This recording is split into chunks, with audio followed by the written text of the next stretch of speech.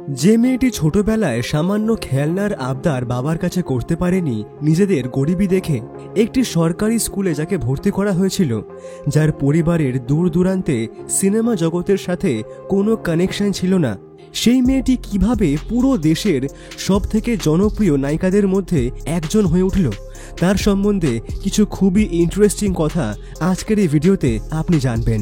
রশ্মিকা মন্দানার জন্ম 1996 সালের 5ই এপ্রিল। বর্তমানে তার বয়স 28 বছর।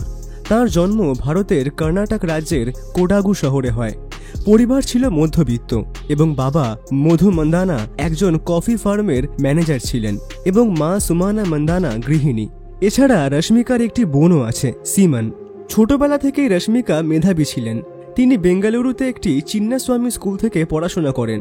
তারপর 2016 সালে কলেজের পড়াশোনা চলাকালীন রশ্মিকার জীবনে আসে সেই সব থেকে বড় মোড়। সেই সময় সে কলেজের সমস্ত বান্ধবীদের সঙ্গে অংশগ্রহণ করেন clean and clear fresh face প্রতিযোগিতায়। আর এই 2016 সালে ভারতের মধ্যে সে প্রথম স্থান দখল করে। এখানেই প্রথম তার নাম সবার সামনে আসে। রশ্মিকা নিজেও বুঝতে পারেননি যে সেই দিনটি তার জীবনটাকে পুরো পাল্টে ফেলতে চলেছিল। এই প্রতিযোগিতার পর তাকে কিছু মডেলিং এর জন্য ডাক আসে, কিন্তু এর মধ্যেই আসে একটি বড় সমস্যা।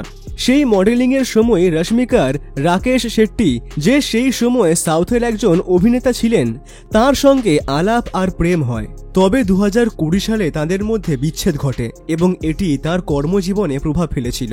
যাই হোক, রশ্মিকার সেই মডেলিং করার ফলে সাউথের একজন বড় ডিরেক্টর ঋষভ শেট্টির নজর তার উপরে পড়ে আর 2016 সালে সে তাকে সিনেমায় হিরোইনের রোল অফার করে কিডিক পার্টিতে।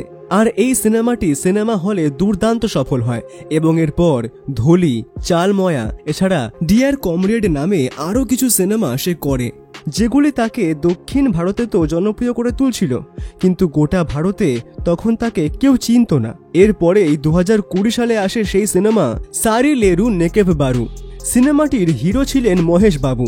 মুক্তি পেতেই সিনেমাটি সাউথে তো ব্লকবাস্টার হিট হয়। এছাড়া রশ্মিকার জনপ্রিয়তা গোটা দেশের ইয়াং জেনারেশনের মধ্যে সাড়া ফেলে দেয়। এরপরেই আসে পুষ্পা, ঝুঁকেগা নেই সালা, মানে 2021 সালে পুষ্পা। এরপর তো বাচ্চারা আল্লু অর্জুনের সঙ্গে রশ্মিকারও ফ্যান হয়ে যায়। সিনেমাটিও করোনার মধ্যে বক্স অফিস ভেঙে প্রায় 400 কোটি টাকারও বেশি কামিয়ে নেয়। এরপর তো রশ্মিকা যে সিনেমায় করছেন হয় ব্লকবাস্টার নয়তো সব রেকর্ড ভেঙেছে। 2022 সালে অ্যানিমেল 900 কোটি। তবে এই সিনেমাটিতে রশ্মিকাকে নিয়ে বিতর্কের সৃষ্টি হয়েছে যে এই সিনেমায় হিরোইনকে খুবই অশ্লীল আর অসম্মান করা হয়েছে শুধুমাত্র সিনেমা হিট করানোর জন্য। তারপর এই কিছুদিন আগেই বাজারে আসলো পুষ্পা 2 দ্য রুল। এটি তো ভারতীয় সিনেমার সব রেকর্ড তুড়ি মেরে ভেঙে দিচ্ছে।